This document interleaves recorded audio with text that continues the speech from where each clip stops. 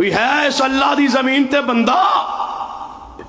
کوئی مرزائی چھوٹے تو چھوٹا بڑے تو بڑا دعوت مبالغہ علی حدیث بھی قبول کر لے؟ رب واضح کرے کہ قل جاء الحق وزهق الباطل ان الباطل کان زہوقا۔ سنیے میں ان جناب پیغام دینا چاہنا لوگوں، آئیے اے تے حسینہ مرزائیاں نال بات ذرا آئیے سنیے جو میں پیغام دینا چاہنا۔ یہ چاندے ہو پیغمبر دی ذات و بات آخری ہے، پھر اپنے اپنے جتنے سے جنہ اجتماع یقیناً سارے مسلمانوں دے فرق موجود ہونگے، سارے میں دعوت پیغام دینا کہ ختم نبوت دا معنی کیا ہے، ختم نبوت عقیدے دا تقاضا کیا ہے۔ سنیے چند مسائل تسی بھی لے جاؤ نا، اپنے اپنے گھر جا کے سوچنا کہ ختم نبوت دا منن دا معنی یہ ہے کہ حدیث مصطفیٰ آ جائے، فرمان مصطفیٰ آ جائے، پھر اپنی سب کچھ رائے و قیاد نو چھوڑ دینا۔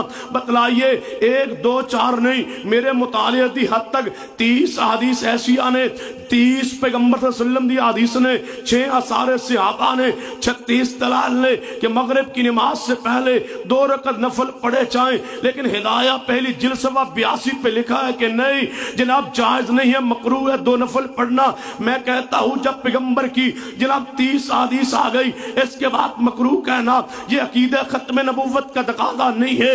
عقیدہ ختم نبوت کا تقاضا یہ ہے ہدایہ میں کچھ آ جائے، قول کوئی آ جائے، رائے و قیاس کچھ بھی ہو، امام کچھ کہے، بزرگ کچھ کہے، اس سے خطا ہو گئی، غلطی ہو گئی، سب کچھ چھوڑ دے، پیغمبر کی حدیث مان لے۔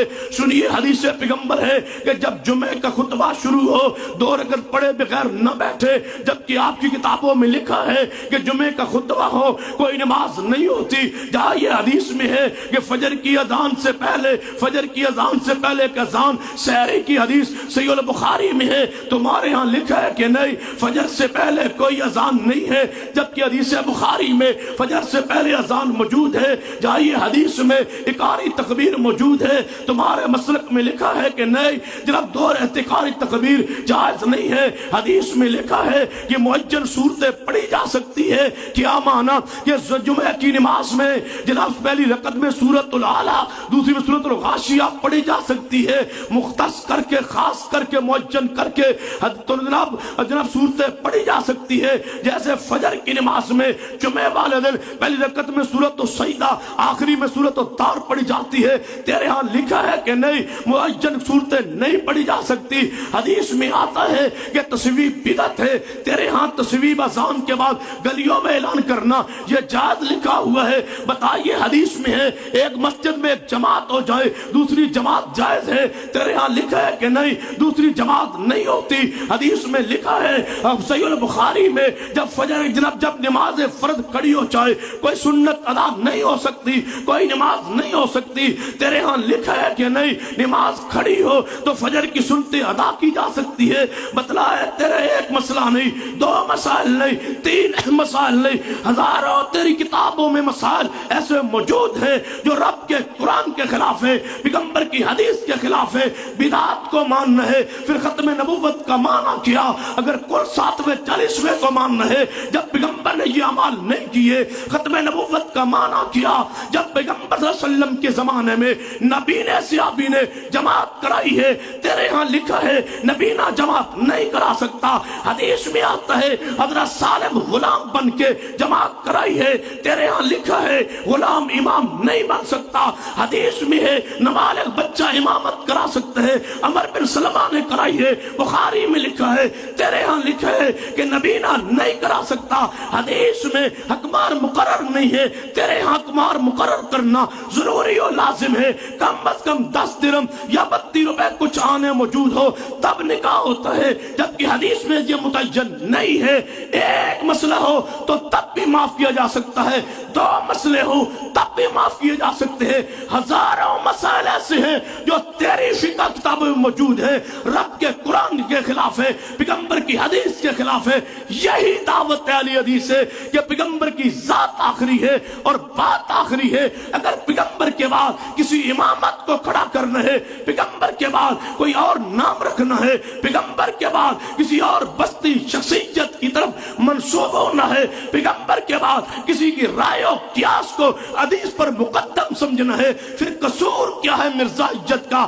آئیے اپنا گھر صاف کیجئے، اپنے عقائد صاف کر کے ذات اور بات کو آخری مانتے ہوئے اپنی ساری رائے قیاس کو چھوڑ کے محمد کی حدیث پہ قربان کر دیجئے، سب کو رونق جائیے، حدیث کو مانیے، حدیث کی پر عمل کیجئے، حدیث کو سینے سے لگائیے۔ یہی اہل حدیث پیغام دیتے ہیں، آئیے حدیث کو سینے سے لگاؤ، یہ اگر آپ کی ذات آخری اور بات آخری ماننے کا معنی، اور جو پیغمبر کے بعد کسی امام کی بات کو مانتا ہے، پیغمبر کے بعد کسی کی تقلید کرتا ہے، پیغمبر کے بعد کسی اور کی اطاعت کرتا ہے، پیغمبر کے بعد کسی اور بستی کی طرف منسوب ہوتا ہے، پیغمبر کے بعد کسی اور ہستی کی طرف منسوب ہوتا ہے، پیغمبر کے بعد کسی اور کی بات کو حرف آخر حجت تسلیم کرتا ہے، حدیث کو چھوڑتا ہے۔ میں نہیں مانتا، لڑو تب بھی نہیں مانتا، فرقہ پرست کہو تب بھی نہیں مانتا، ہتھکڑی پہناؤ تب بھی نہیں مانتا،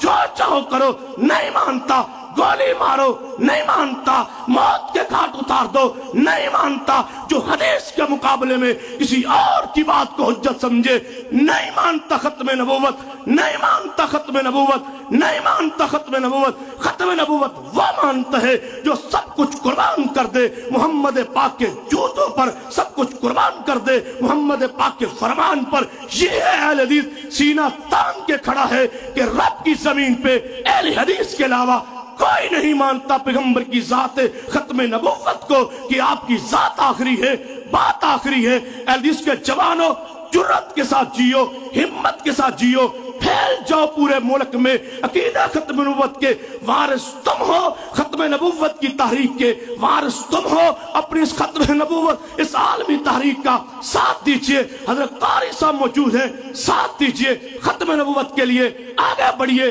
ختم نبوت کے لیے۔ وقت آئے گا انشاءاللہ آئے گا، آج نہ صحیح کل صحیح، کل نہ صحیح پرسوں صحیح، ساری زندگی میں آئے نہ آئے، ساری موت تو بعد آئے، وقت آئے گا انشاءاللہ قرآن و حدیث غالب آ کے رہیں گے، قرآن و سنت غالب آ کے رہے گا، مسلک حدیث غالب آ کے رہے گا۔ آخر پہ ایک پیغام دیتے ہوئے یہ بات ختم کرنا چاہتا ہوں، ختم نبوت کے لیے، مرزائیت کے رد کے لیے، ختم نبوت کے لیے، ختم نبوت پہ جناب چوری کے چور دروازے کھولنے والوں کے خلاف تمہارے علماء کو، تمہارے مسلک کو، تمہاری جماعت کو، تمہارے قائدین کو، تمہارے علماء کو جہاں ضرورت پڑی ساتھ دو گے، ہاتھ کھڑے کر کے ساتھ دو گے، مرزائیت کے خلاف ساتھ دو گے، ہر اس رائے و قیاس کے خلاف جو حدیث کے مقابلے میں اس کا رد کرنے کے لیے ساتھ دو گے۔ اقول قولی ھذا واستغفر اللہ لی ولکم ولسائر المسلمین۔